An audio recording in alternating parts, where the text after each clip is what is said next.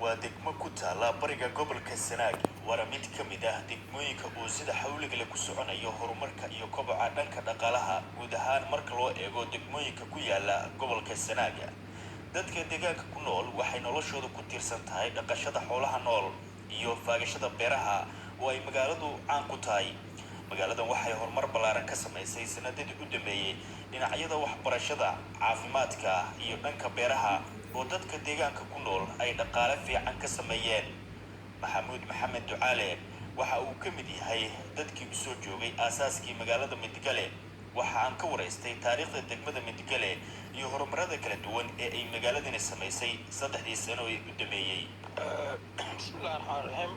mar hore ilaa waa mahadle ilaa keen sukeenayna kulmiyay.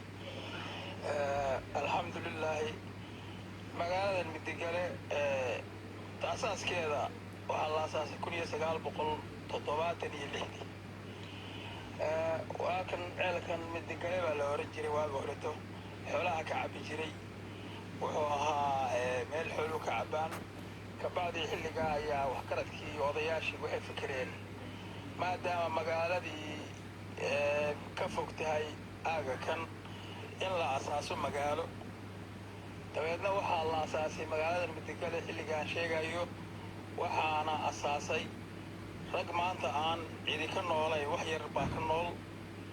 anigu waa joogay ha ahaatee odayaashii duqeydii markii aniga iga mustawi weynayd allah yarxamo waa dhinteen. aad iyo aad baan ugu faraxsanahay marka inay magaaladaas magaalo xilliga la asaaso noqoto ahayd isla maanta heerka ay joogto waa mid aanu aad ugu faraxsanahay alxamdulillah.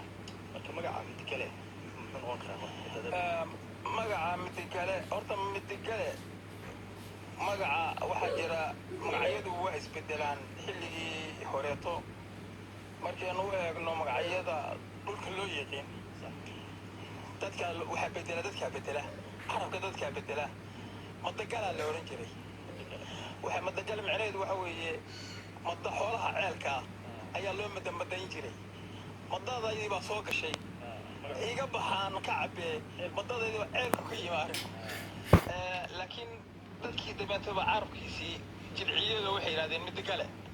dabeetna waa la iskala qabsaday Midigale bay meeshii kuba abtirsatay. marka asaas weeye Midigale saas ku yimi. ka waran horumarada kala duwan magaalada ka jira maxay dhaqaalaha magaaladan ay ku tirsan tahay? marka koowaad magaaladu waxay ku tirsan tahay xoolaha nool. xabagta faleenka maxaan ku yiraahdaa markii aan eego xagga dhaqaalaha kaleeto waxaan u maleynayaa in dhaqaalaha kaleeto ay xooluhu ka cadcad yihiin iyo habkaha iyo faleenka ka soo gala halka.